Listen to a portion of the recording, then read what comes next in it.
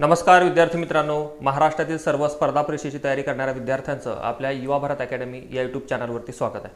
तर विद्यार्थी मित्रांनो, आज आपण महाराष्ट्र महसूल विभागामार्फत 2019 मध्ये जो तलाठी पेपर झालेला होता तो पेपर TCS IBPS पॅटर्नवरती जे त्यावरती गणित आणि बुद्धिमत्तेचे प्रश्न विचारण्यात आलेले होते त्याचं सॉल्युशन आपण या ठिकाणी करणार आहोत। ठीक आहे, पहिला प्रश्न या ठिकाणी दिलेला आहे। ठीक आहे, पहिल्या शिफ्ट झालेली होती, date of exam 2/7/2019, time 10 AM चा जो पहिला शिफ्टचा पेपर आहे त्यामध्ये प्रश्न दिलेला आहे आपल्याला खालील प्रकारे अपवादांसोबत खाली दर्शवल्या प्रकारे 0 ते 9 अंकांना संकेतबद्ध केलेले आहे। ठीक आहे, आणि या ठिकाणी आपल्याला हे बॉक्स दिलेले आहे त्याच्यामध्ये अंक आणि संकेत दिलेले आहे। ठीक आहे, आता अंक आणि संकेत वाचण्याच्या अगोदर सुरुवातीला अपवाद वाचून घेणं गरजेचं आहे। काय म्हटलेलं आहे? ठीक आहे, जर संख्या गैर शून्य विषम अंकाने सुरू होत असेल, कोणत्या अंकाने? विषम, म्हणजे शून्य सोडून विषम अंकाने जर सुरुवात होत असेल, आता मे बी ह्या दोन कंडिशन तुम्हाला पेपरला दिलेली आहे, अपवाद 1 आणि अपवाद 2, परंतु या ठिकाणी फायनल या ठिकाणी प्रश्न विचारलेला आहे 3, 8, 9, 1, 6, 7 यासाठी तुम्ही कोणत्या प्रकारचं सिम्बॉल या ठिकाणी यूज करणार? ठीक आहे, आता त्यानं म्हटलं की पहिल्या कंडिशनमध्ये जर संख्या गैर शून्य विषम अंकाने सुरू झालेली असेल, आता विषम अंकाने सुरू झालेला आहे की नाही? आहे, विषम अंकाने सुरू झालेला आहे आणि समाप्त सुद्धा कसे होत असेल? समाप्त सुद्धा होत असेल, म्हणजे विषम अंकाने सुरू पण होत असेल आणि समाप्त पण होत असेल। आता इथं विषम अंकाने सुरुवात पण झालेली आहे प्रश्नाची आणि शेवट पण झालेला आहे। ठीक आहे, मग या ठिकाणी लक्षात घेणं गरजेचं आहे का पहिला जो अपवाद आहे तो या प्रश्नाला मॅच करतो आहे। का मॅच करतो आहे? कारण की सुरुवातीला विषम आहे आणि शेवटी सुद्धा विषम आहे। मग त्यानं काय म्हटलं आपल्याला, तर पहिल्या आणि शेवटच्या अंकांना अनुक्रमे वाय आणि हॅज अशा प्रकारे संकेतबद्ध करणं गरजेचं आहे। पहिल्या आणि शेवटच्या अनुक्रमे म्हटलं म्हणजे या 3च्या जागी सुरुवातीला वाय येईल आणि शेवटचा जो अंक आहे त्याला काही हॅज येईल। अशा प्रकारे तुमचं आन्सर या ठिकाणी पर्यायामध्ये असलं पाहिजे। म्हणजे पहिला वाय आणि शेवटी हॅज आहे का असं बघून घ्या, कुठं आहे का दिलेलं बघा। पहिल्या ऑप्शनमध्ये वाय दिलेला आहे, शेवटी हॅज दिलेला आहे, म्हणजे आपली कंडिशन या ठिकाणी अप्लाय होते आहे। दुसऱ्या ऑप्शनमध्ये या ठिकाणी वाय आहे, या ठिकाणी ए आहे, कंडिशन अप्लाय होत नाही। इथं एच आहे, ए आहे, कंडिशन अप्लाय होत नाही। इथं सुद्धा कंडिशन अप्लाय होत नाही, म्हणजेच या ठिकाणी तुमचं फायनल आन्सर असेल पर्याय क्रमांक 1। पण बऱ्याच विद्यार्थ्यांना या ठिकाणी प्रॉब्लेम येऊ शकतो की सर तुम्ही पहिली आणि शेवटची कंडिशन अप्लाय करून सांगितली, पण मध्ये का नाही तुम्ही संख्या मध्ये का नाही तुम्ही या ठिकाणी चिन्ह घेतलं, तर आपण ते चिन्ह या ठिकाणी टाकून घेऊ। ठीक आहे, आता मला सांगा नॉर्मली 8 जो आहे त्या 8 साठी कोणतं सिम्बॉल आहे? त्याच्या खाली डॉलर आहे म्हणून आपण डॉलर घेऊ। 9 साठी कोणतं सिम्बॉल आहे? तर 9 साठी आहे या ठिकाणी अल्फाबेट L दिलेला आहे। 1 साठी कोणतं सिम्बॉल आहे? तर 1 साठी खाली आहे S, आणि 6 साठी काय सिम्बॉल आहे? तर 6 साठी या ठिकाणी काय आहे? पर्सेंटेज आहे। म्हणजे हे पूर्ण जर आपण बघितलं तर $LS percentage has, $LS percentage has, म्हणजे अशा प्रकारे तुमचं फायनल आन्सर असेल पर्याय क्रमांक 1।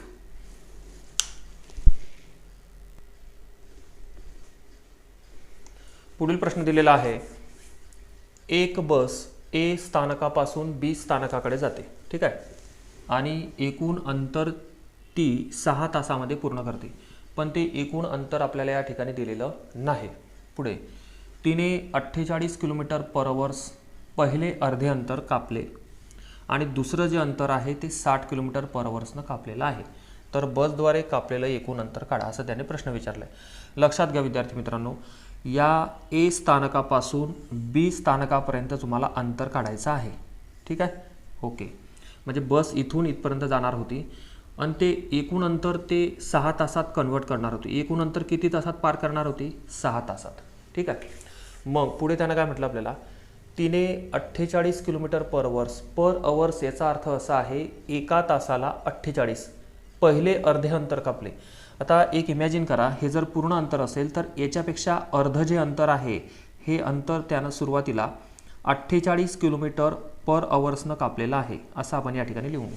हे पहिलं अंतर म्हणजे अर्ध म्हटलं त्यानं, म्हणजे या पूर्ण 6 तासापैकी अर्ध अंतर 48 km/h म्हणजे एका तासाला 48।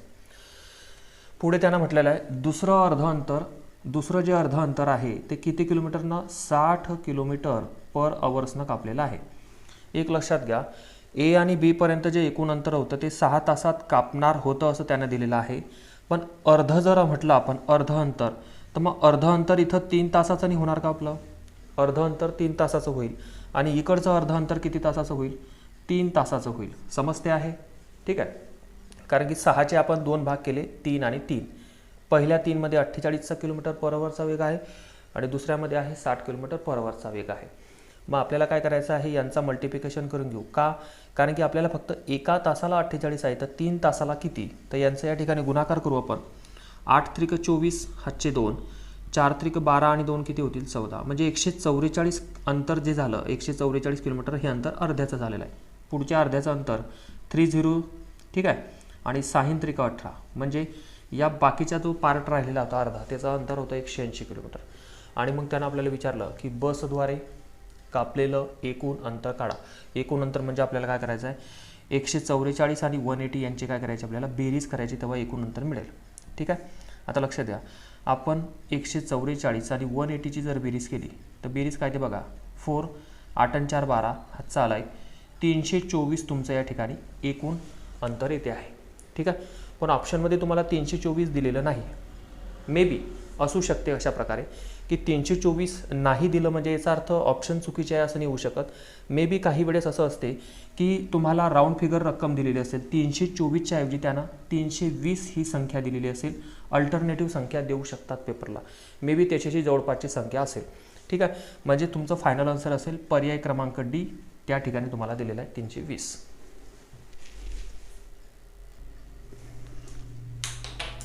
तर पुढील प्रश्न आहे विद्यार्थी मित्रांनो, या प्रश्नामध्ये 10 वर्षापूर्वी सुषमाचं वय रेश्माच्या वयाच्या अर्धे होते असं स्टेटमेंट दिलेलं आहे. तर या ठिकाणी पहा, इथं सुषमा दिलेली आहे सुरुवातीला आपल्याला, सुषमा, आणि त्याच्यानंतर दिलेलं आहे रेश्मा, अशा 2 व्यक्ती दिलेल्या आहे. म्हटलं काय स्टेटमेंटचं म्हणणं काय, 10 वर्षापूर्वी, म्हणजे हे जे स्टेटमेंट आहे हे आपण 10 वर्षापूर्वीचं घेतो आहे.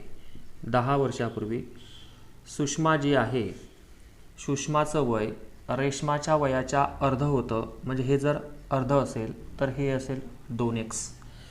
म्हणजे हे जर 2x असेल तर त्याच्यापेक्षा अर्ध वय हे सुषमाचं आहे, अशा प्रकारे मांडणी करून घ्यायचे. ठीक आहे.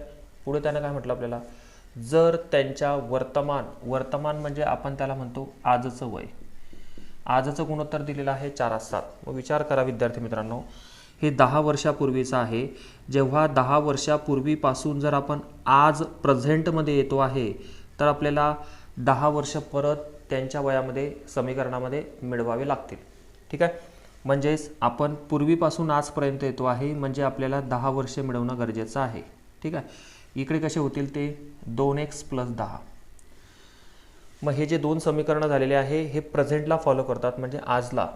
मग त्यांना आजचं वयाचं गुणोत्तर किती दिलेलं आहे, 4:7.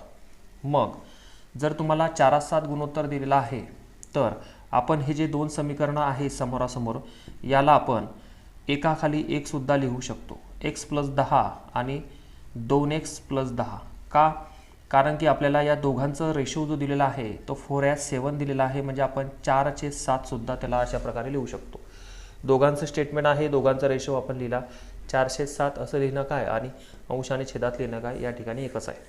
मग या ठिकाणी यांचा क्रॉस मल्टिप्लिकेशन जर केला आपण, तर क्रॉस मल्टिप्लिकेशन केला तर 7नं प्रत्येक संख्येला गुणलं तर 7 × x म्हणजे किती होतील, 7x. चिन्ह आहे प्लसचं. त्याच्यानंतर 7 × 10 केल्यानंतर किती होतील, 70. इक्वलचं चिन्ह सेम ठेवायचं. त्याच्यानंतर पुढची जी कंडिशन होणार आहे, या 4नं जर आपण 2x ला गुणलं तर 4 दुनी 8 आणि काय होणार आहे ते 8x होतील. त्याच्यानंतर चिन्ह आहे प्लसचं आणि 4 × 10 जर केलं तर या ठिकाणी येणार आहे तुमचं 40. ठीक आहे. आता हे दोघेही स्टेटमेंट आपल्याला भेटलेलं आहे. त्याच्यानंतर एक काम करायचं, जे अल्फाबेट सेम आहेत ते जवळ आणण्याचा प्रयत्न करा. म्हणजेच बघा, मोठा अल्फाबेट 8x आहे तर 7x आहे. मग एक काम करायचं, मोठ्या संख्येतूनच लहान संख्या वजा करणार, ते 7 इकडे प्लस आहे, तिकडे गेल्यानंतर ते मायनस होतील, म्हणजे 7x झाले. त्याच्यानंतर हे 70 जसेच्या तसे ठेवायचे, हे 40 इकडे प्लसमध्ये आहे, या साईडला गेल्यानंतर ते मायनसमध्ये होतील. हे समजणं गरजेचं आहे. एखादी संख्या त्या साईडला गेले तर वजा होईल, ही संख्या या साईडला आल्यानंतर वजा होईल. का होईल? कारण ती ऑलरेडी मुळातच ती काय असते, प्लस आहे म्हणून. मग याच्यानंतर आपल्याला काय करावं लागेल, 70मधून 40 गेल्यानंतर 30 राहतील आणि 8x मधून 7x गेल्यानंतर किती राहतील, x. म्हणजेच या ठिकाणी xची किंमत किती झालेली आहे तुमची, 30. ठीक आहे. म्हणजेच एक लक्षात घ्या, त्यानं विचारलं की दोघांच्या वयातील फरक किती. ठीक आहे. आता तुम्हाला विचार करा, दोघांच्या वयातील फरक सांगितलेला आहे. आता मला सुषमाचं वय किती मिळालेलं आहे विद्यार्थी मित्रांनो? एक्स म्हणजेच किती आपण मानलेलं होतं? सुषमा. मग मला इथं सुषमाचं वय मिळालेलं आहे. सुषमा किती मिळालेली आहे? 30 मिळालेली आहे. मग आपल्याला जर रेशमाचं काढायचं असेल, सॉरी, मग एक्स मला सुषमाचं भेटलेलं आहे, पण आजचं जर वर्तमान वयातील फरक विचारलेला आहे. वर्तमान म्हणजेच काय? आजच्या वयातील. मग आजच्या वयाचा रेशो किती होता सुषमाचा? एक्स प्लस 10 होता. म्हणून एक्स प्लस जर 10 सुषमाला फॉलो करते आहे. सुषमा हे आता सध्या नाही झालेलं आहे, आपल्याला त्याच्या आजच्या समीकरणात टाकावं लागेल. मग एक्सची किंमत तुम्ही कधी काढलेली आहे? 30 आणि ते 10 समीकरणातले, म्हणजे परफेक्ट आता सुषमाचं जे वय होईल ते किती होणार आहे? 40. कळतंय? कारण हे आजचं समीकरणामध्येच आपण ते एक्सची किंमत टाकली, म्हणजे सुषमा मिळालेली आहे आपल्याला 40. पुढे जर म्हटलं आपण रेशमा, आता रेशमा किती आहे? रेशमाचं आजचं समीकरण काय म्हणते आपल्याला? रेशमाचं आजचं समीकरण काय आहे? 2x + 10. हे कशाचं? रेशमाचं समीकरण आहे. मग 2 गुणिला एक्सची किंमत किती काढलेली होती तुम्ही? 30. म्हणजे हे दोघे समीकरण एकमेकाला गुणाकारात असतील, प्लस 10. 30 दुनी होतील 60 आणि प्लस 10 किती होतील? 70. म्हणजे या ठिकाणी तुमचं रेशमाचं वय किती झालं? 70. समजते? म्हणजे सुरुवातीला एक्सची किंमत काढावी लागेल, त्याच्यानंतर ती एक्सची किंमत त्यांच्या दिलेल्या आजच्या समीकरणात टाकावी लागेल. समीकरणात टाकल्यानंतर सुषमा 40 आणि रेशमा आहे 70 आणि त्यांच्या वयातील फरक विचारलेला आहे, म्हणून आपण फरक विचारला म्हणून 70 मधून 40 वजा करू. म्हणजे या ठिकाणी तुमचं फायनल आन्सर असेल 30, जे की तुम्हाला पर्याय क्रमांक डी मध्ये दिलेला आहे. आता बऱ्याच विद्यार्थ्यांना वाटत असेल सर या ठिकाणी ऑलरेडी एक्स आला होता, मग तोच का नाही घेतला तुम्ही? कारण विद्यार्थी मित्रांनो, एक्सची किंमत ही फक्त कॉमन मिळालेली होती. एक्स हे तुमचं 30 उत्तर नव्हतं, नाहीतर आपण त्याच वेळेस उत्तर काढून दिलं असतं, याचं काढण्याची गरजच नव्हती. परंतु एक्स हा कॉमन फॅक्टर मिळाला, तो त्या आजच्या समीकरणामध्ये टाकावा लागेल. तो टाकल्यानंतर तुम्हाला परफेक्ट त्यांची वय मिळेल तुम्हाला, ते आहे 40 आणि 70, जे की आजचं प्रेझेंट आहे. आणि त्याने विचारलं की त्यांच्या वर्तमान वयातील फरक म्हणजे आजच्या वयातील फरक, म्हणजे 70 मधून 40 वजा केलं तर तुमचं उत्तर येते आहे 30.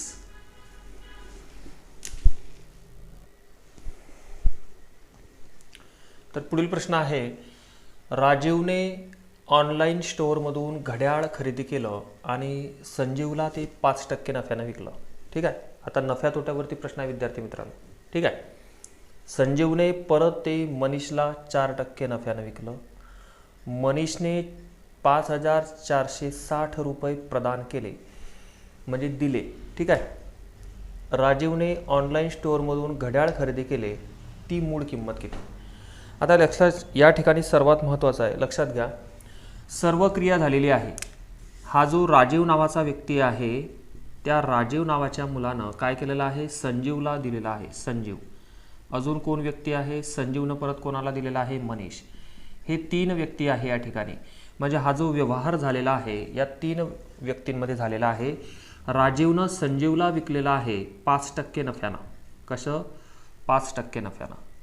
परत संजीवनं मनीषला विकलेला आहे 4% नफ्यानं. आणि शेवटी फायनल किंमत भेटलेली आहे, ती मनीष जवळ जी फायनल किंमत आलेली होती ती आहे 5,460. लक्षात घ्या. म्हणजे वस्तूची मूळ किंमत आपल्याला माहिती नाही, वस्तूची मूळ किंमत माहिती नाही, पण तिच्यावरती तो व्यवहार झालेला आहे. मग वस्तूची मूळ किंमत त्यानं आपल्याला विचारलेली आहे की वस्तूची मूळ किंमत किती रे बाबा? वस्तूची मूळच किंमत माहीत नाही, हे तुम्ही या ठिकाणी क्रिया करता आहे. म्हणजे शेवटी तुमचं सर्व क्रिया झालेली आहे, 5,460 रुपये शिल्लक आहे, पण वस्तूची मूळ किंमत अजून आपल्याला माहिती नाही. ठीक आहे. आता लक्षात घ्या, मग वस्तूची मूळ किंमत काढण्यासाठी या ठिकाणी तुम्हाला फॉर्म्युला आहे. ठीक आहे. वस्तूची मूळ किंमत काढण्यासाठी सर्वात महत्त्वाचं आहे, ठीक आहे, की तुम्हाला दिलेली उदाहरणामध्ये रक्कम किती दिसते आहे? 5,460. 5,460 रुपये किंमत दिसते आहे. गुणाकारामध्ये सुरुवातीचा आहे 5% नफ्याने विकलेला आहे. आपल्याला वस्तूची मूळ किंमत काढायची असेल तर ज्यावेळेस आपण 100 नेहमी डिव्हाइडमध्ये घेतो, तर या कंडिशनमध्ये, कारण मूळ किंमत काढायची आहे, या कंडिशनमध्ये 100 तुम्हाला अंशात घ्यावे लागतील. 5% नफा झालेला आहे, म्हणजे 100च्या 5% नफा झाला म्हणजे आपण त्याला 105 म्हणतो किंवा 105 घेतो. 5% या ठिकाणी नफा. गुणाकारामध्ये परत आपण जे छेदात 100 घेणार आहोत ते अंशात घ्यायचे. का? कारण याला कारण सांगतो मी तुम्हाला, आपल्याला मूळ किंमत काढायची म्हणून हे अल्टरनेटिव्ह घ्यावं लागेल. परत त्यानं विचारलं 4% नफा झाला म्हणजे 104 तुम्हाला नफा होईल. ठीक आहे. आणि आपल्याला याला काय करायचं आहे, सोडवायचं आहे. ठीक आहे. आता आपण याला सोडवू. लक्ष द्या, जर तुम्ही 5 भाग दिलात तर 5 दुनी 10 आणि 5 एक 5, परत 5 दुनी 10 हा 0 दिला तर होतील 20. ठीक आहे.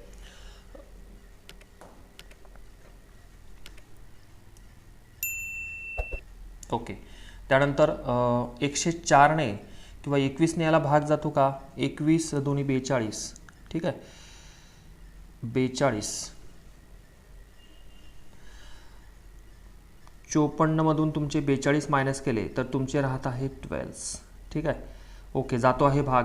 म्हणजेच 21 एक 21, 21 दुनी किती होतील 42. ठीक आहे. 54मधून 42 गेले तर तुमचे या ठिकाणी राहतात तुमचे 12, म्हणजे झाले तुमचे या ठिकाणी 126. आणि 21 स किती होतील तुमचे 126 जातो आहे पूर्ण भाग. हा 0 दिला तर तुमचे 260 होत आहे. कळतं आहे. म्हणजे 21चा टेबल तुम्हाला माहिती असणं गरजेचं आहे. 21 दुनी 42 उरले 12, 12 वरती 6 घेतले झाले 126, 21 सक 126, हा 0 दिला झाले 260. मग आता खाली कोणती संख्या राहिलेली नाही. मे बी या ठिकाणी आता 104 आहे. ठीक आहे.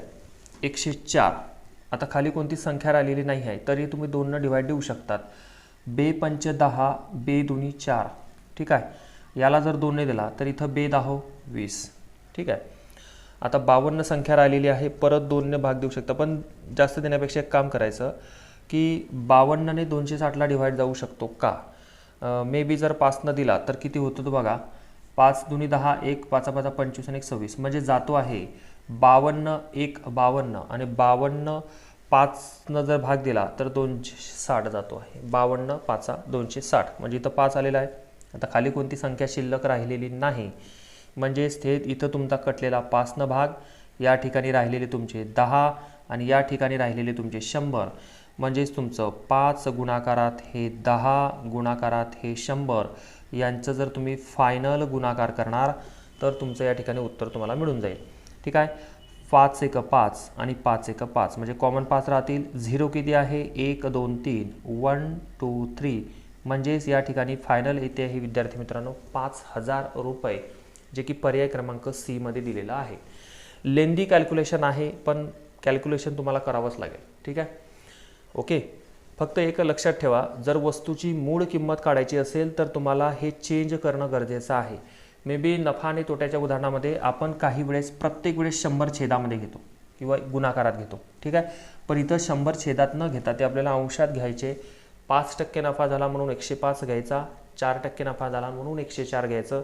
आता तुम्ही तुमच्या सोयीनुसार काटू शकतात. तुम्ही 2 काटू शकतात, तुम्ही 4चा टेबल घेऊ शकतात, पण कमीत कमी जर कॅल्क्युलेशननुसार जर तुम्ही, आता मी जर इथं 52ने डिव्हाइड केलेलं आहे, मला कळलं की 52 गुणेला जर 5 केलं तर 260 होत आहे. मग काहींना नाही आठवणार तर ते परत 52ला 2ने भाग देतील, परत 260ला 2ने देतील, म्हणजे लेंदी प्रोसेस होईल, टाईम तुमचा जाईल. ठीक आहे. तर अशा प्रकारचं तुमचं फायनल आन्सर असेल पर्याय क्रमांक सी, 5000 रुपये.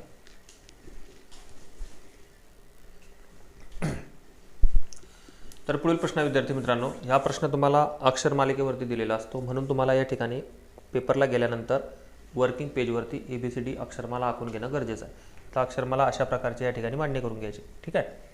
प्रश्न दिलेला आहे, जर हा शब्द क्वेश्चन्स हा शब्द अशा प्रकारे लिहिला असेल तर आन्सर हा शब्द कसा लिहिला जाईल.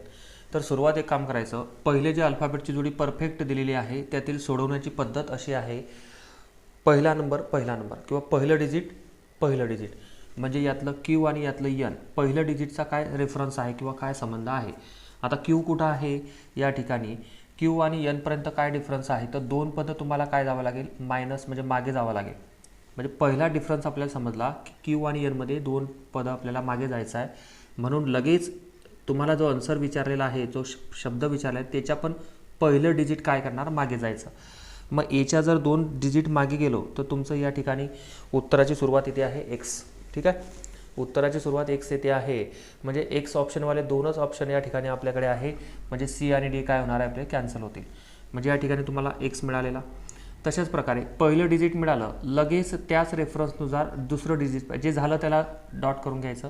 आता U आणि X मध्ये काय संबंध आहे, तर यूच्या पुढे 2 पदं काय आहे, एक्स आहे, म्हणून याचं 2 नंबरचं जे यन आहे त्याच्याही 2 पदं पुढे जायचं. मग यांच्या जर 2 पदं आपण पुढे गेलो तर या ठिकाणी तुमचं इथे आहे क्यू, म्हणजे एक्स क्यू. आता बघा एक्स क्यू आहे की नाही, या ठिकाणी एक्स क्यू सुद्धा आहे. 3 नंबरचं अल्फाबेट आहे तुमचं, 3 नंबर झालेला आहे.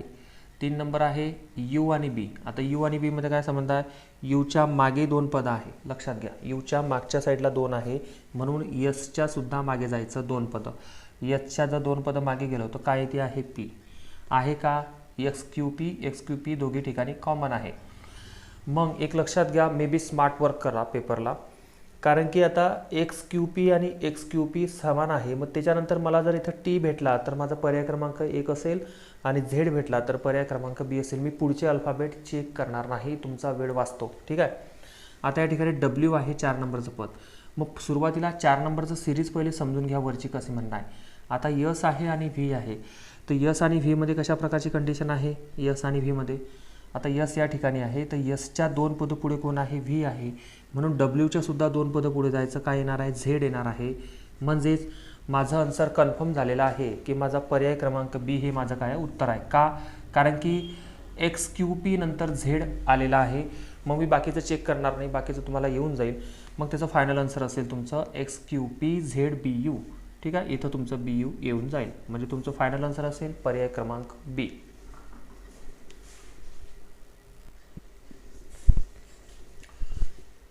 तर या प्रश्नामध्ये विद्यार्थी मित्रांनो आपल्याला लोकसंख्येवरती प्रश्न विचारलेला आहे. ठीक आहे. आता लोकसंख्येवरती प्रश्न विचारलेला असेल म्हणजे हे तुम्ही या ठिकाणी चक्रवाढ व्याजाच्या फॉर्म्युल्यानुसार सुद्धा सोडवू शकतात. का, कारण त्यानं काय म्हटलेलं आहे, जर एका शहराची लोकसंख्या दर साल 15% वाढते. ठीक आहे, म्हणजे पहिल्या वर्षी 15% वाढत असेल, परत 15% वाढत असेल, अशा प्रकारचं आहे. पण नेमकं किती वर्ष दिलेले आहे, तर लक्षात घ्या 1995 पासून सुरुवात आहे तर 1997 पर्यंत, म्हणजे किती वर्षाची मुदत आहे, तर मुदत तुमची आहे 2 वर्ष. इथे लक्षात 2 वर्ष त्यांनी दिलेलं नाही, पण आपल्याला काढणं गरजेचं आहे. लक्षात घ्या, त्यांनी फक्त वर्ष दिलेले आहे, मग त्या वर्षातील अंतर म्हणजे ते मुदत झाली 2 वर्ष.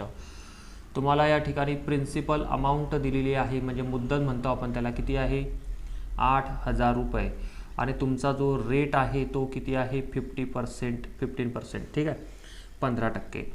मग आता या तिघही कंडिशन तुमच्या जवळ आहे, मग तुम्ही या ठिकाणी फॉर्म्युलाचा यूज करू शकतात. ठीक आहे.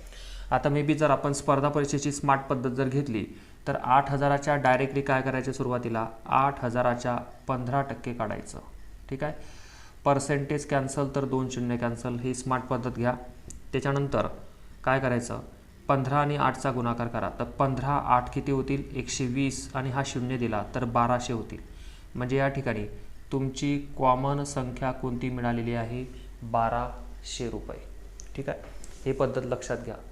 ठीक आहे, 8,000च्या 15% काढून घ्यायचं, पर्सेंटेज कॅन्सल तर 2 शून्य कॅन्सल, 15 8 हा 120 होतील, शून्य दिला तर 1200 होतील.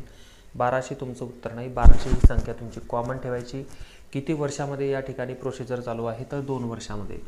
मग एक काम करायचं, जेवढे वर्ष दिलेले असतील तर पहिल्या वर्षाला हे जे 1200 आहे हे कॉमन ठेवायचे, परत दुसऱ्या वर्षासाठी या ठिकाणी 1200 काय करायचे, कॉमन ठेवायचे. ठीक आहे, पहिल्या वर्षाच्या 1200च्या या ठिकाणी काढायचं 15%. किती काढायचं, 15%. दरामध्ये काही बदल होणार नाही. ठीक आहे, मग 1200च्या 15% काढायचं. तुम्ही तर आत्ता सांगितली प्रोसिजर, पर्सेंटेज कॅन्सल तर 2 शून्य जातील, मग 12 आणि 15 यांचा जर गुणाकार केला तर तो येतो आहे 180. 12 गुणिले 15 180. पहिल्या वर्षाचे जे व्याज आहे ते दुसऱ्या वर्षाला जाईल आणि यांची काय होईल, बेरीज होईल. 12 12 किती होतील, 2400 होतील, प्लस हे झाले 180. यांची जर टोटल बेरीज केली आपण तर हे टोटल बेरीज म्हणजे 2400 आणि 2580 रुपये होतील, म्हणजे त्याचं फायनल आन्सर होईल 2580. येते लक्षात. पण लक्षात घ्या विद्यार्थी मित्रांनो, 2580 रुपये हे तुमचं स्पेशली चक्रवाढ व्याज आलेलं आहे. पण त्यानं काय विचारलेलं आहे, लोकसंख्या जर असेल ना तर अगोदरची लोकसंख्या किती होती तुमची, 8,000 रुपये, 8,000 ही तुमची लोकसंख्या होती पूर्वीची. आज वाढलेली लोकसंख्या किती आहे तुमची, 2580, 2580 रुपये, 2580. मग यांची बेरीज जर केली आपण तर टोटल लोकसंख्या तुम्हाला मिळून जाईल. ठीक आहे, हे मागील लोकसंख्या आहे आणि आता वाढलेली लोकसंख्या आहे चक्रवृद्धीनुसार 2580 यांची जर बेरीज केली आपण तर 8 आणि 2 10 म्हणजे 10,580 10,580 दॅट्स फायनल आन्सर असेल. म्हणजेच 2 वर्षानंतरच्या गावची लोकसंख्या असेल 10,580. पर्याय क्रमांक 1 मध्ये उत्तर दिलेलं आहे.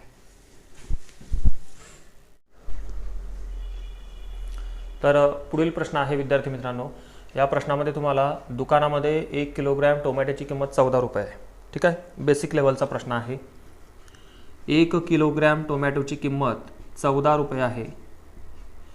तर सिलाला 3.1/2 किलो 3.1/2 किलो म्हणजेच आपण त्याला 3.5 kg सुद्धा म्हणू शकतो, 3.5 किलो. यासाठी तिला किती खर्च होईल?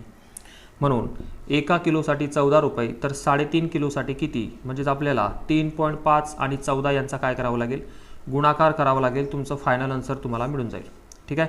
आता पॉईंटचा गुणाकार करताना बऱ्याच विद्यार्थ्यांना अडचणी येतात, तर एक लक्षात घ्या, पॉईंट नाही असं गृहीत धरून या ठिकाणी नॉर्मल गुणाकार करून घ्यायचा. ठीक आहे. 14 5 70 हातचे 7 14 त्रिक 42 आणि 7 किती होतील? 49. म्हणजे या ठिकाणी तुमचं 490 सेमीफायनल आन्सर येते आहे. पण पॉईंट नंतर 1 डिजिट आहे म्हणून आलेल्या उत्तरामध्ये 1 डिजिट तुम्हाला डावीकडे जावं लागेल. म्हणजेच 49.0 पैसे म्हणजेच आपण त्याला 49 रुपये सुद्धा या ठिकाणी फायनल म्हणू शकतो, जे की पर्याय क्रमांक बी मध्ये तुमचं फायनल आन्सर दिलेलं आहे.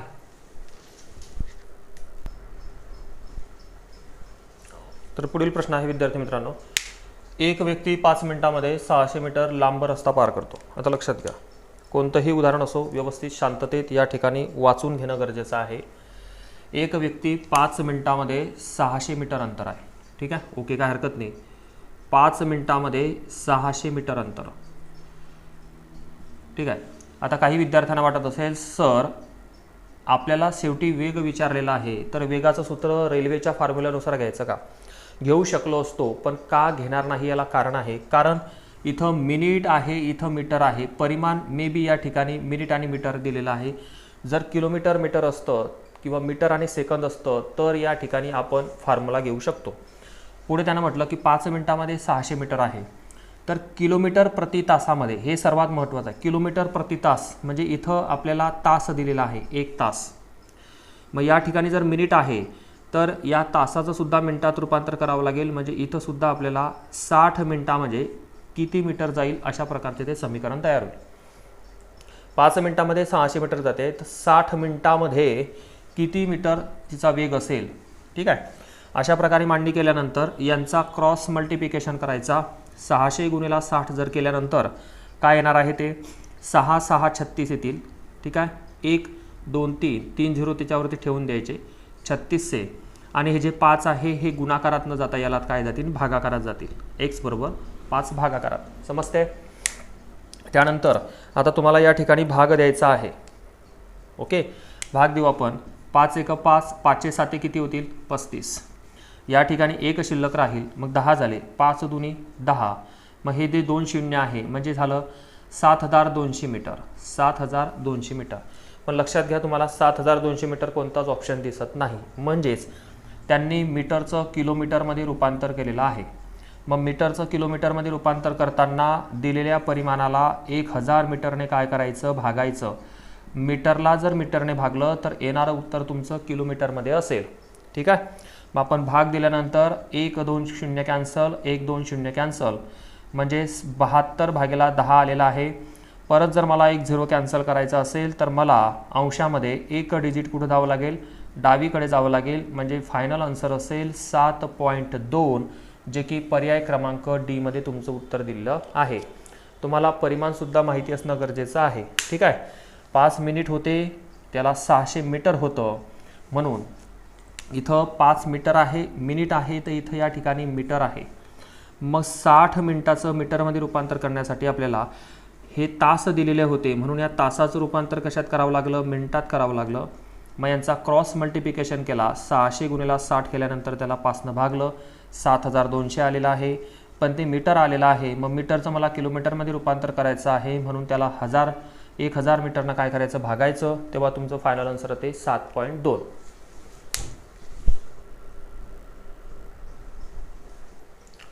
पुढील प्रश्न आपल्याला दिलेला आहे, या प्रश्नामध्ये जर A9 गुणेला 9 बरोबर 11A असेल तर Aची किंमत आपल्याला या ठिकाणी काढायची आहे.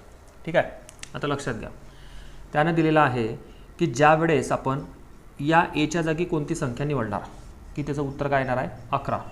ठीक आहे, आता एक लक्षात घ्या, या Aच्या जागी जर आपण या ठिकाणी 9 जर संख्या घेतलेली असेल तर काय होणार आहे ते 99 गुणाकारामध्ये 9.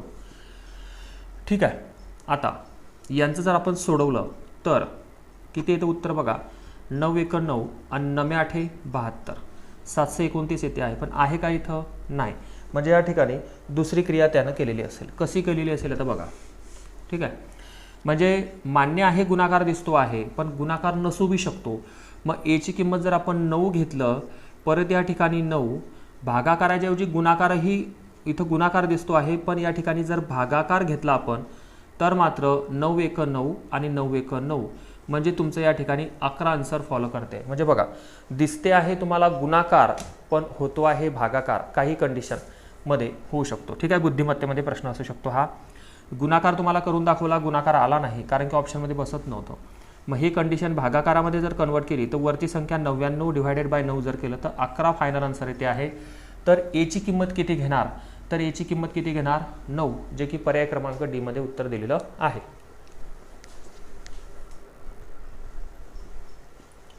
तर या प्रश्नामध्ये तुम्हाला जर 5QQ - Q55 बरोबर Q67 असेल तर Qचा अंक काढायचा आहे. रिझनिंग लेवलचा प्रश्न आहे, रिझनिंगवरती प्रश्न आहे, लक्षात घ्या. आता या ठिकाणी Qची किंमत तुम्हाला आयडेंटिफाय करायची आहे. ठीक आहे, तर मी बी ऑप्शनवरून जाण्याचा प्रयत्न करा.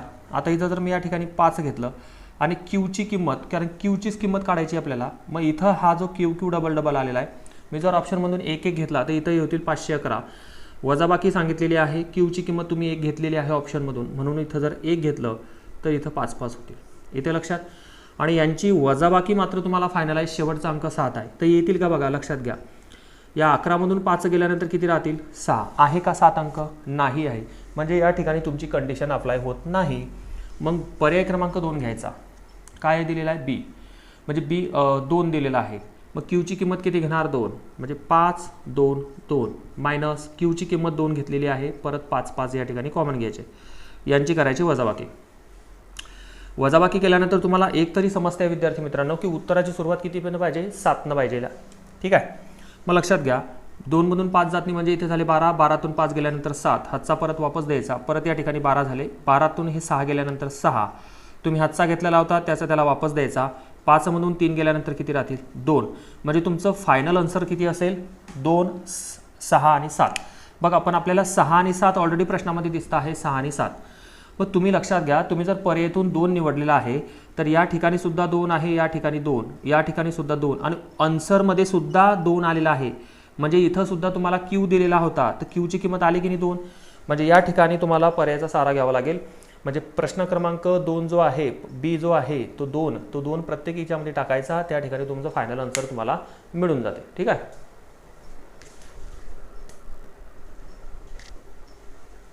तर पुढील प्रश्न आहे विद्यार्थी मित्रांनो.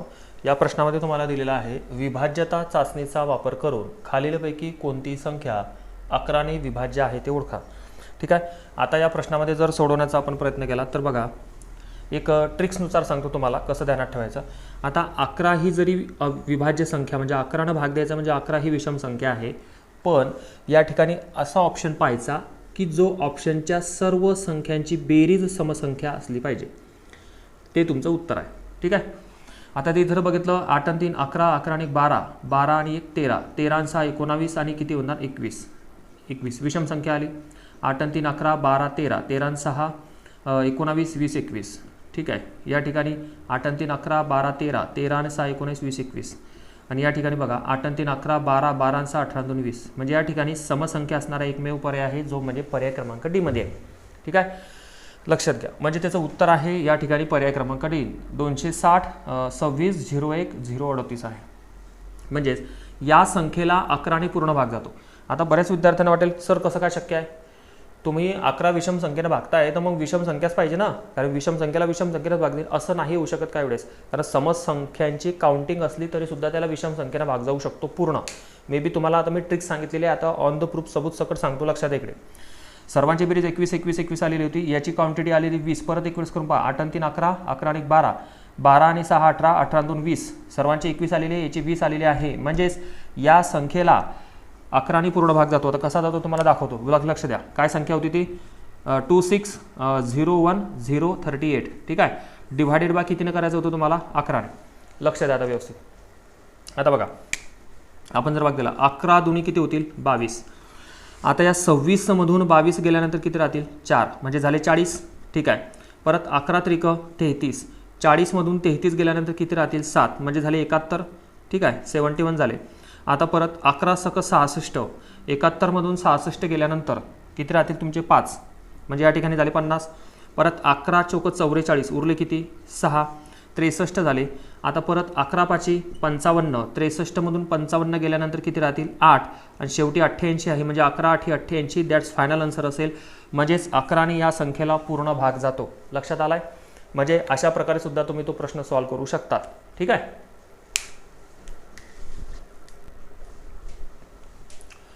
या प्रश्नामध्ये तुम्हाला दिलेला आहे 30 आणि 40च्या दरम्यान सर्वात मोठी अविभाज्य संख्या कोणती. लक्षात द्या, प्रश्न महत्त्वाचा आहे, दिसतो तुम्हाला छोटा, परंतु या ठिकाणी कार्बन प्रश्न आहे. कसा, आता बऱ्याच विद्यार्थ्यांना वाटेल सर आम्हाला 30 ते 40 पर्यंत संख्या सांगितलेल्या आहे आणि सर्व ऑप्शनमध्ये 30 ते 40च्याच संख्या आतल्या दिलेल्या, पण नेमकं कोणती घेणार. अविभाज्य या संख्येमध्ये म्हणजे तिला भाग जात नाही असं सुद्धा तुम्ही घेऊ शकतात. अविभाज्य म्हणजेच काय, अविभाज्य म्हणजे तिला भाग जात नाही, भाग जात नाही असा सुद्धा त्याचा अर्थ होतो. आणि अविभाज्याला अजून दुसरा आहे, अविभाज्य म्हणजेच काय की त्या संख्या मूळ संख्या सुद्धा असू शकतात. दोघीही प्रकारे त्याचा अर्थ घेऊ शकतो. मग आपण जर असा विचार केला की अविभाज्य म्हणजे भाग जात नाही, मग बघा ना 30 ते 40 मध्ये कोणत्या संख्येला भाग जात नाही. 13 39 भाग जातो, ठीक आहे. इथं या ठिकाणी 19 दुनी 38 भाग जातो, ठीक आहे. मग 31 आणि 37 या दोन संख्या राहिलेल्या आहे. मग 37 आणि 31 या संख्येपैकी कोणती संख्या घेणार. सर्वात मोठी संख्या सांगितलेली आहे त्यानं, सर्वात मोठी. लक्षात घ्या, सर्वात मोठी म्हणजे कोणती येणार आहे 37 येते, 31 येणार नाही. म्हणजे तुमचं फायनल आन्सर असेल पर्याय क्रमांक बी. आहे त्या लक्षात. ज्या विद्यार्थ्यांना मूळ संख्या माहिती नसतील तर त्यांच्या माहितीनुसार सांगतो, मूळ संख्या 1 ते 100 मध्ये 25 मूळ संख्या आहे. जर बेसिक सरळ सेव्याची एक्झाम जर तुम्ही देत असाल तर बाकीच्या पुढच्या सुद्धा आहेत, ठीक आहे. म्हणजे सर्वात लहान मूळ संख्या कोणती आहे 2, सर्वात लहान आणि सर्वात सम मूळ संख्या कोणती आहे 2च आहे. मग त्या मूळ संख्या तुमच्या 25 आहेत. फॉर एक्झाम्पल 2 3 5 7 11 13 17 19 23 29 31 37 41 43 47 53 59 61 67 71 73 87 83 87 आणि 89 97 अशा प्रकारे त्या 25 संख्या मूळ संख्या आहेत. त्यातली ते 2 3 5 7 11 13 17 19 21 37, ठीक आहे. अशा प्रकारे तुमचं ते सर्वात मोठी संख्या कोणती मिळते, मग तुमची 37 संख्या मिळते. आता 31 का नाही घेऊ शकत आपण, कारण की 31 ही 37 पेक्षा काय लहान आहे. म्हणजे तुमचं फायनल आन्सर असेल पर्याय क्रमांक बी, ठीक आहे.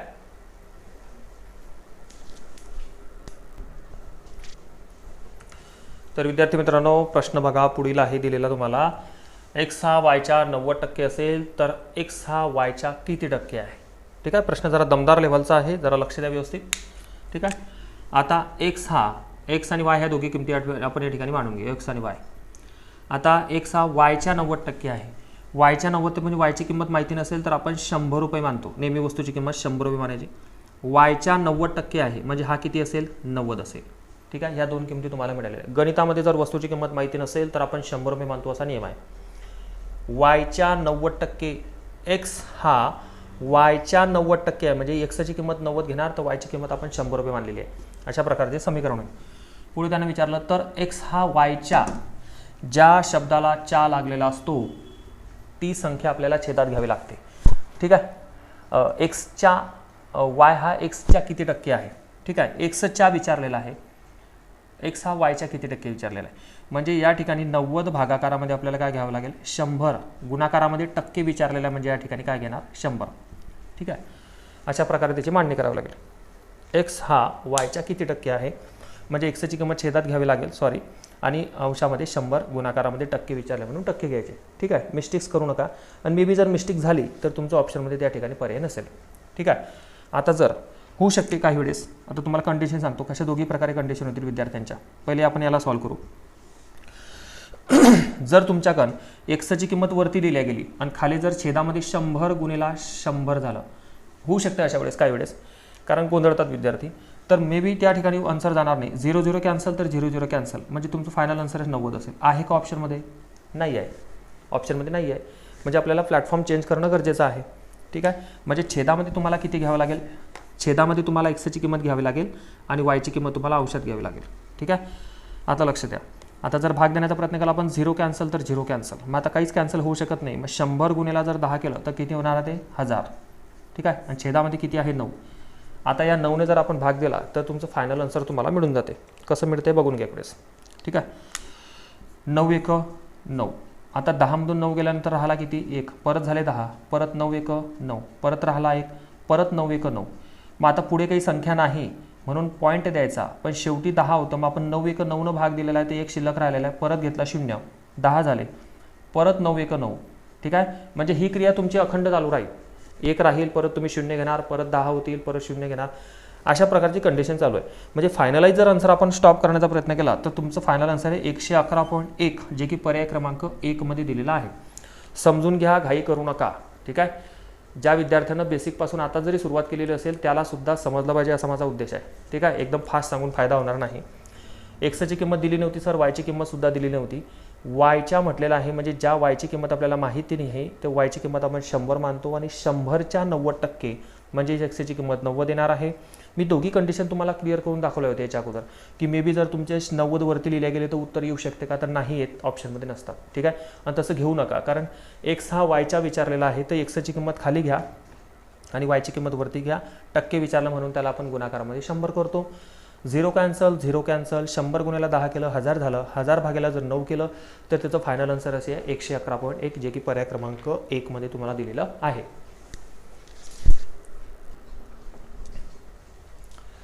तर पुढील प्रश्न विद्यार्थी मित्रांनो, तुम्हाला चक्रवाढ व्याजावरती प्रश्न दिलेला आहे, पण हा प्रश्न 6माही चक्रवाढ व्याजावरती आहे. ठीक आहे.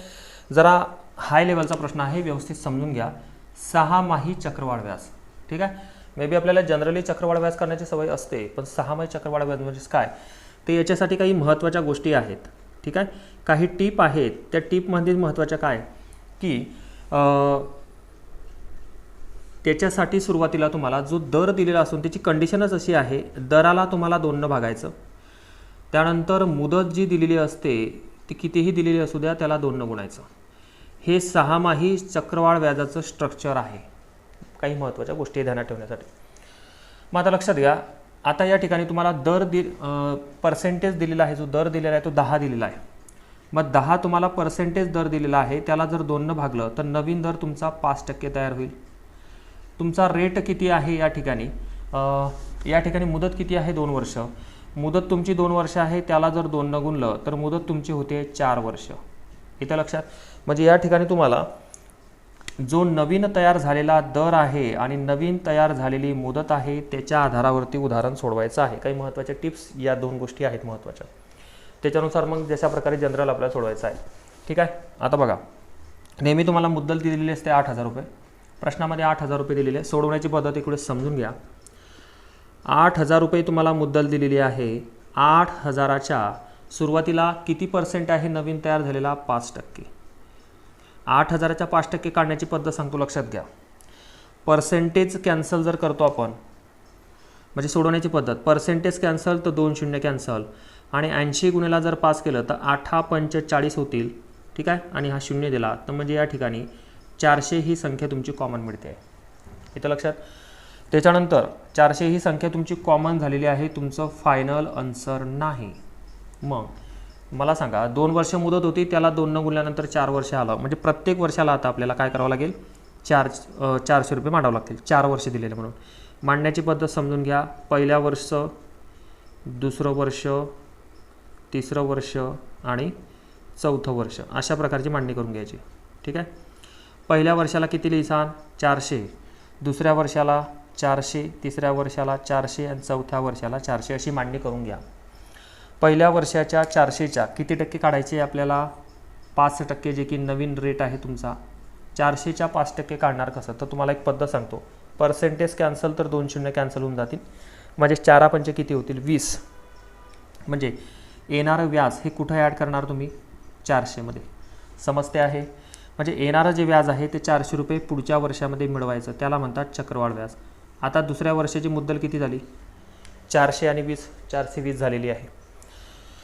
त्याच्यानंतर लक्षात घ्या, ज्यावेळेस आपण प्रत्येक वर्षाला 400 400 टाकतो तर त्याच्या खालचा जो रिकामा भाग आहे तो सुद्धा वरच्या संख्येनं भरून घ्यायचा. तो म्हणजेच काय करायचं 20 20 प्रत्येक संख्येला टाकून घ्यायची, रिकाम्या जागा भरून घ्यायच्या खालच्या.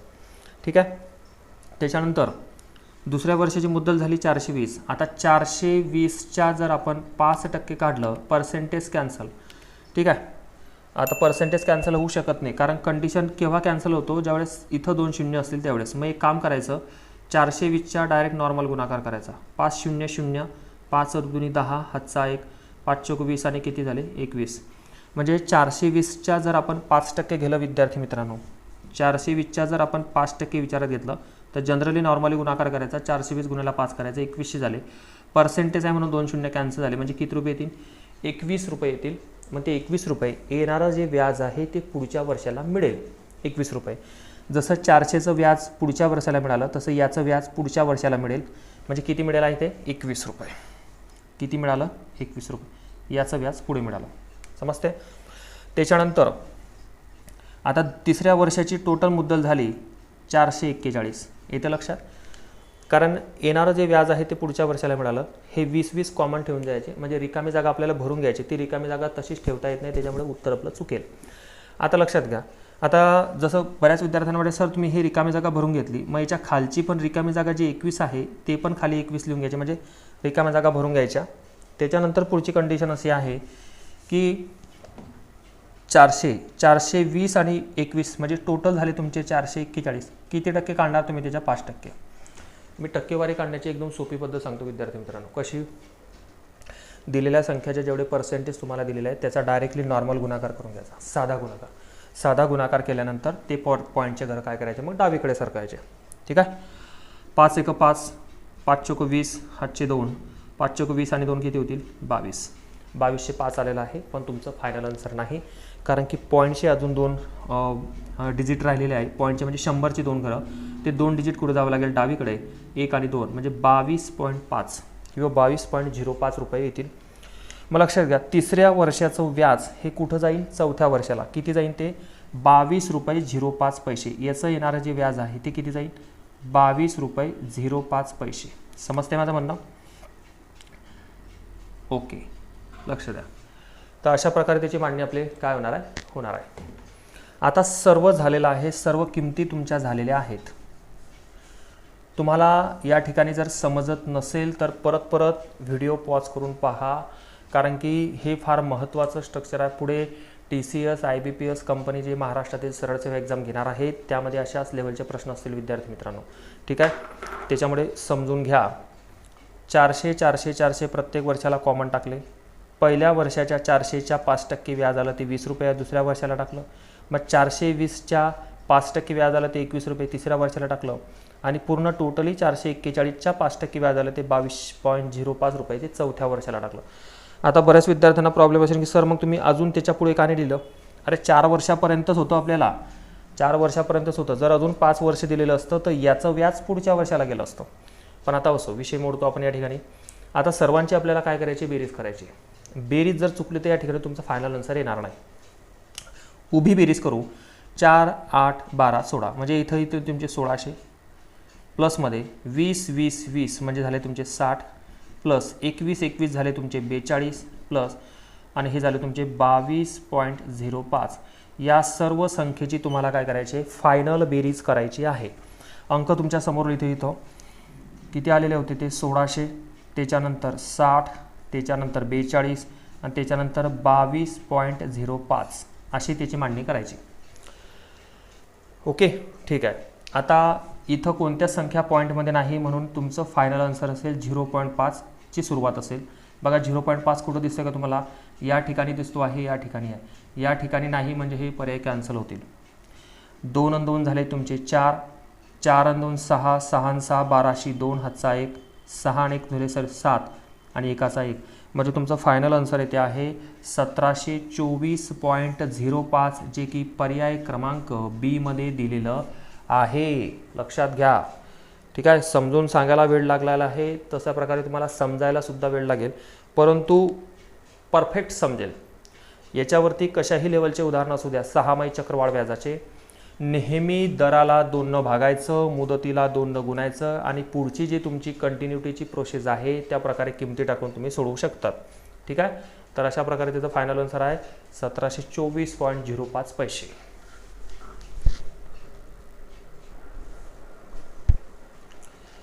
तर पुढील प्रश्न विद्यार्थी मित्रांनो, प्रश्न जरा दमदार लेव्हलचा आहे, लक्षात घ्या, थोडंसं शांततेत समजून घ्या.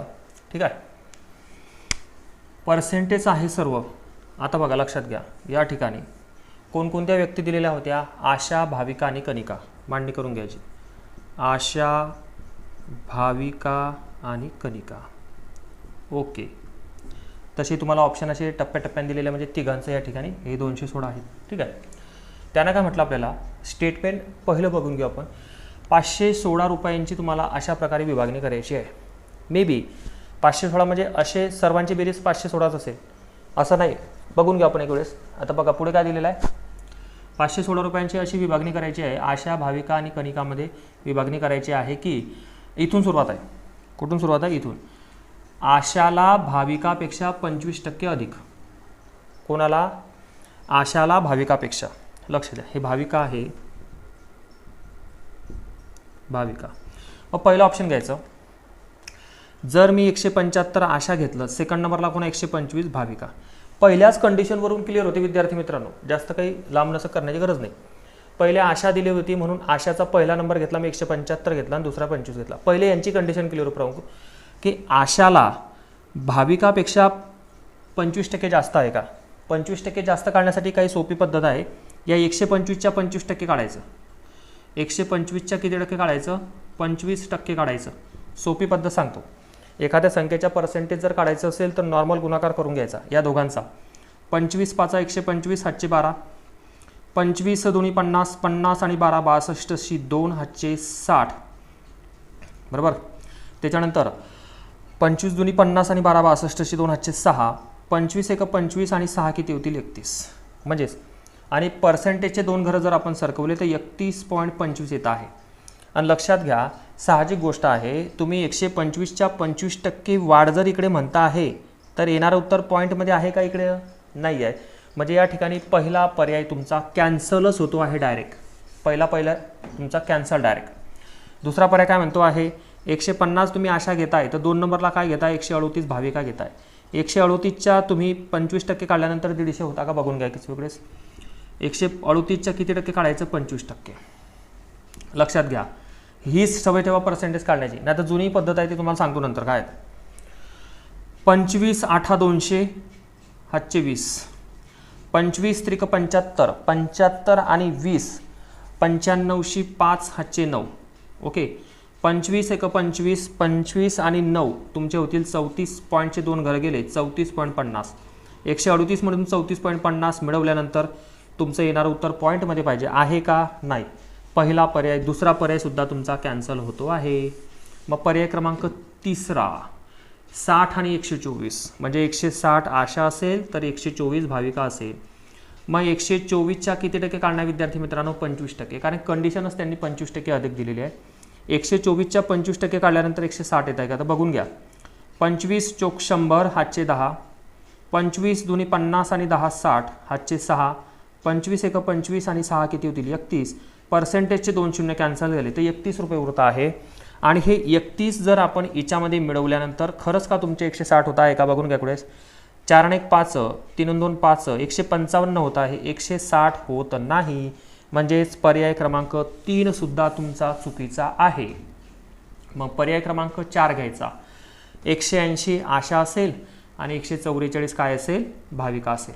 आता बऱ्याच विद्यार्थ्यांना प्रॉब्लेम असेल, सर तुम्ही 2च अंक ट्राय करताय आणि ऑप्शन कॅन्सल करताय. 2च आपल्याला सुरुवातीला समजतेच आहे ना. 2 मध्ये जर क्रिया कंप्लीट होत नसेल तर मग पुढे 3 नंबरला ट्राय करून काही फायदाच नाही.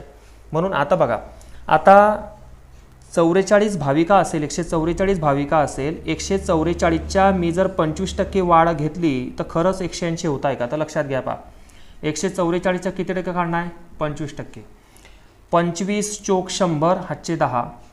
25 चोक 100 आणि 10 किती होतील? 110 शी 0 हातचे किती राहतील? 11. 25 एक 25, 25 आणि 11 या ठिकाणी होतील तुमचे 36. पर्सेंटेज आहे म्हणून 2 शून्य कॅन्सल, म्हणजे 36 राहत आहे. लक्षात घ्या, या 144 मध्ये 25% वाढ म्हणजे किती झाली? 36. 144 मध्ये जर 36 मिळवले तर खरंच का तुमचे 180 होत आहे का? तर 6 आणि 4 10 शी 0 हातचा 1, 4 आणि 4 8, 180 खरंच फॉलो होते सर. लक्षात घ्या, 180 खरंच इकडे फॉलो झालेला आहे. म्हणजे 144च्या ज्यावेळेस तुम्ही 25% वाढ करता आहे तेव्हा 180 आशा येते आहे. म्हणून तुमचं या ठिकाणी पर्याय क्रमांक डी हे काय आहे? बरोबर आहे. पण अजूनही शंका असेल विद्यार्थ्यांना, मग सर ते 192 का नाही ट्राय करताय तुम्ही? मग ते बी ट्राय करू, काय टेन्शन घेता एवढं. आता लक्षात घ्या, ही कंडिशन समजली तुम्हाला. आता मला हे पुसायचं आहे, ठीक आहे. म्हणजे 144च्या मी 25% काढलं तर ते 180 फॉलो झालं. पुढे त्यानं काय म्हटलं? पुढची कंडिशन, भाविकाला कनिकापेक्षा 25% अधिक रक्कम मिळेल. भाविकाला कनिकापेक्षा 25% जास्त. आता आपल्याला हे दोन कंडिशन ते क्लिअर झाले. मग इथं जर 192 असेल, समजते ना, तर 192 आपण इथं लिहून घेऊ, कारण पर्याय आपला हा मॅच झालेला आहे. तर इथं आपण एक लिहून घेतो. पण खरंच का यांची कंडिशन अप्लाय होते आहे का? भाविकाला कनिकापेक्षा 25% अधिक रक्कम मिळेल, म्हणजे खरंच का मिळालेली आहे का बघून घेऊ पुढेच. ठीक आहे. आता 144च्या किती टक्के म्हणतोय तो? 25%. मग 144च्या 25% काढून घेऊ आपण. 25 चोक 100 हातचे 10. 25 चोक 100 आणि 10 किती होतील? 25 चोक 100 10. ठीक आहे. 25 चोक 100 आणि 10 किती होतील? 110 शी 0 हातचे 11 राहतील तुमचे. 25 एक 25 आणि 11 किती होतील? 36. ठीक आहे. आता 192च्या 25% अधिक रक्कम, ठीक आहे, ते तुमचं या ठिकाणी टोटल बेरीज जर केली तर 180 येते आहे. ठीक आहे. 180 तर तुम्हाला पर्यायामध्ये दिलेलं नाही, 192 आहे. ठीक आहे, ओके, काय हरकत नाही. मग एक काम करा, 192च्या 25% काढून पाहू. 192च्या 25%. 192च्या जर 25% काढलं तर 25 दुनी 50 हातचे 5. 25 नम या ठिकाणी 225, 225 आणि 5 230 हातचे 23. ठीक आहे. 25 एक 25, 25 आणि 23 या ठिकाणी होत आहे 48. ठीक आहे. हा 48 होत आहे. ओके, काय हरकत नाही. म्हणजेच 192च्या 25% काढल्यानंतर किती येतं विद्यार्थी मित्रांनो? कारण पर्सेंटेजचे 2 शून्य कॅन्सल केले तर किती येते? तुमचे 48 येतं आहे. आणि 48 येतं आहे. आणि खरंच का या ठिकाणी 144 मध्ये जर आपण 48 ॲड केले तर खरंच का तुमचे 192 होत आहे का? 8 आणि 4 1202 हात चाला, 4 आणि 4 8 आणि 1 9 192 होत आहे. म्हणजे याच्यातून एक आपल्या लक्षात आलं असेल की 192च्या 25% वाढ 48 ही जर आपण भाविकामध्ये मिळवली तर खरंच ही संख्या 192 होते का? तर होते, ती संख्या 192 होते आहे. म्हणजेच फायनल तुमचं या ठिकाणी आन्सर असेल पर्याय क्रमांक डी. अशा प्रकारे हा दमदार लेवलचा प्रश्न विद्यार्थी मित्रांनो, याला परत परत रिवाईज करून पहा. आणि तुम्हाला अशाच प्रकारच्या प्रश्नपत्रिकांचं विश्लेषण जर हवं असेल, महापरीक्षा पोर्टलमार्फत 2019 मध्ये तलाठीच्या झालेल्या सर्व ज्या शिफ्टमध्ये आहे त्या शिफ्टमधील आपण गणित आणि बुद्धिमत्तेचे प्रश्न या ठिकाणी स्पष्टीकरण असं घेणार आहोत. ठीक आहे. आणि पुढील कोणकोणत्या लेव्हलच्या एक्झाम, सरळ सेवेच्या, तलाठी असेल, ग्रामसेवक असेल, आरोग्य भरती असेल, मे बी ज्या पोलीस भरती असेल किंवा पुढे ज्या येणाऱ्या व्हॅकन्सी आहे त्याच्या प्रश्नपत्रिकांचं विश्लेषण जर तुम्हाला हवं असेल तर तुम्ही कमेंट बॉक्समध्ये तसं सांगा. ठीक आहे. आणि हा व्हिडिओ जास्तीत जास्त विद्यार्थ्यांपर्यंत शेअर करा, सबस्क्राईब करा आणि लाईक करा. ओके, धन्यवाद विद्यार्थी मित्रांनो.